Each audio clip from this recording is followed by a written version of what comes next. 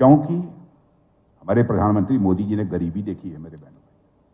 हमारे प्रधानमंत्री मोदी जी ने गरीबी देखी है। वह जमीन से उठकर आए हुए नेता हैं। वो बड़े बाप के बेटा नहीं है। उन्होंने लोगों का दर्द देखा है, इसलिए उन्हें पता है कि आम आदमी की समस्याएं क्या है। और आप सोचिए 2014 से पहले देश में कितने करोड़ लोगों के पास बैंक अकाउंट था। कितने लोगों के पास बैंक अकाउंट था? बैंक अकाउंट था ही नहीं अधिकांश लोगों के पास। और बैंक अकाउंट यदि गांवों में या गरीबों को खुलवाना होता था तो सिफारिश की जाती थी, मेरी पैरवी कर दो, मेरा बैंक में अकाउंट खुल जाए। विटनेस लगते थे कि जब तक कोई विटनेस नहीं मिलेगा, गवाह नहीं मिलेगा, तब तक आपका अकाउंट नहीं खुलेगा। और अकाउंट न होने की वजह से कई ठेकेदार, माने उनकी मजदूरी, उनके काम की कीमत देने में भी हेराफेरी करते थे, घपला करते थे। लेकिन मोदी जी ने कहा अब यह नहीं चलेगा। उन्होंने जनधन योजना की शुरुआत की और आज भारत में 56 करोड़ से ज्यादा जनधन अकाउंट खुल चुके हैं। बहने भाइयों, 56 करोड़ से ज्यादा जनधन अकाउंट। और अब अकाउंट खुलवाने के लिए बैंक नहीं जाना पड़ता है, बैंक आपके घर आता है। बैंक अब आपके घर आता है। साथियों, 2014 से पहले देश में महिलाओं को सुबह उठने से लेकर रात में सोने तक अनेक परेशानियों और चुनौतियों का सामना करना पड़ता है। ग्रामीण क्षेत्रों की हालत आपने देखी होगी। घर में टॉयलेट्स नहीं है, उन्हें अपने मान सम्मान से और सुरक्षा समझौता करके बाहर जाना पड़ता था। घर पर पानी का कनेक्शन न होने के कारण भरी दोपहरी में महिलाओं को दूर दूर से पानी लेकर आना पड़ता था। कई ऐसी समस्याएं। 2014 में हमने महिलाओं के जीवन से जुड़ी हुई परेशानियों को समाप्त करने का उस समय हमारे प्रधानमंत्री ने संकल्प लिया और हर महिला की गरिमा और सुरक्षा के लिए हमने देश में 12 करोड़ से ज्यादा टॉयलेट्स बनवाए ताकि महिलाओं के को बाहर न जाना पड़े। हमने 2019 में जब जल जीवन मिशन की शुरुआत की थी, उस समय केवल 17% ग्रामीण घरों में नल के माध्यम से सुरक्षित जल पहुंच रहा था। केवल 19% लोग, 17% घरों में पहुंच पा रहा था। लेकिन आज यह संख्या बढ़कर 82% हो गई है मेरे बहनों भाइयों। और आज करोड़ों महिलाओं को पानी ढोने की काम से मुक्ति मिल गई है। जहां यदि कोई शेष बचा होगा, कहीं आपने देखा होगा टेलीविजन के पर्दे पर देखने के लिए कुछ लोग बैठे रहते हैं, देखते हैं कहां समस्या है। सिर्फ समस्या है तो निश्चित समय में उसका समाधान होकर रहेगा, मैं आपको विश्वास दिलाता हूं। पीएम आवास योजना के कारण पहली बार महिलाओं के नाम से, करोड़ों महिलाओं के नाम से प्रॉपर्टी अब दर्ज हुई है। हमने उज्ज्वला योजना प्रारंभ की।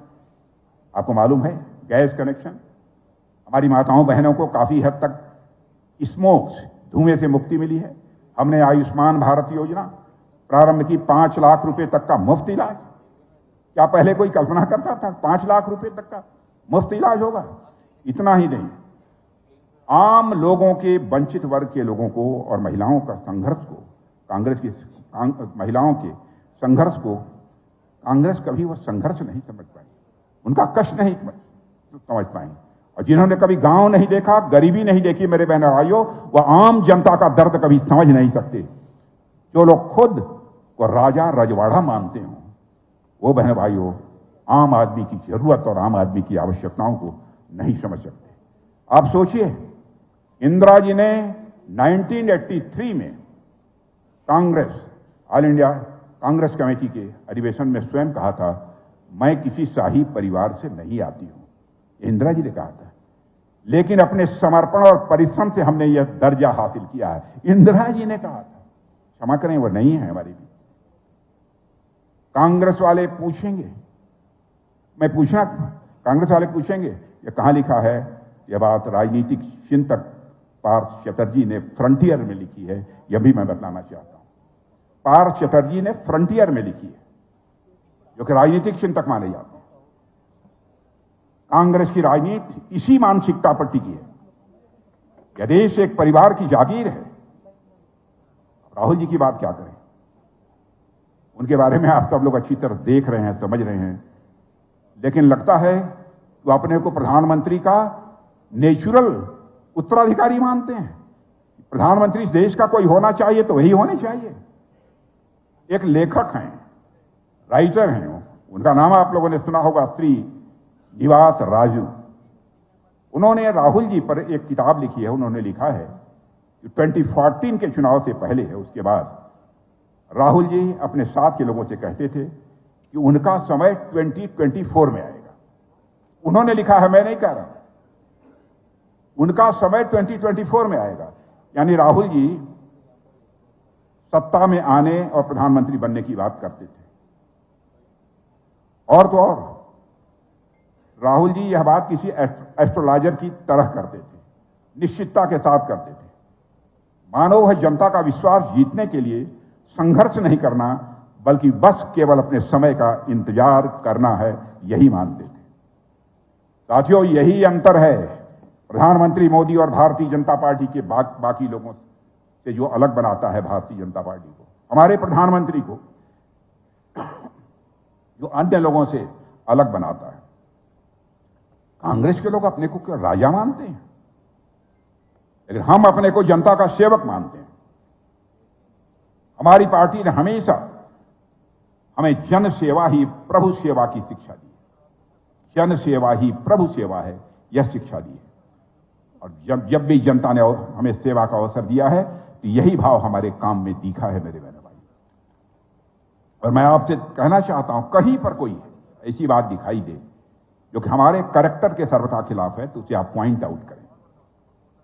साथियों, 2014 से पहले हम नीडल, सुई से लेकर शिप तक, टॉय से लेकर टैंक तक सब कुछ इंपोर्ट कर रहे थे। और जब कभी भारत के पास बड़ी फैक्ट्रियां लगाने का अवसर आता था तो हम उन्हें खो देते थे। यह हमारी हालत थी। इस संदर्भ में एक घटना का जिक्र मैं आप सबके बीच यहां पर अवश्य करना चाहता हूं। आपको पता है, पूरी दुनिया में सेमीकंडक्टर चिप का बहुत बड़ा मार्केट है। सिर्फ भारत को ही हर साल लगभग 19 अरब यानी 1900 करोड़ सेमीकंडक्टर चिप्स चाहिए होते हैं, केवल भारत। भारत आज तक इन सारे चिप्स को दूसरे देशों से खरीदता रहा है। जानते हैं क्यों? क्योंकि 1960 के डिकेड में यह चिप बनाने वाली एक सबसे बड़ी कंपनी भारत में इस चिप की फैक्ट्री खोलना चाहती थी, लेकिन कांग्रेस की गवर्नमेंट ने उसे परमिशन नहीं दी। ऐसा एक बार नहीं हुआ, कई बार हुआ।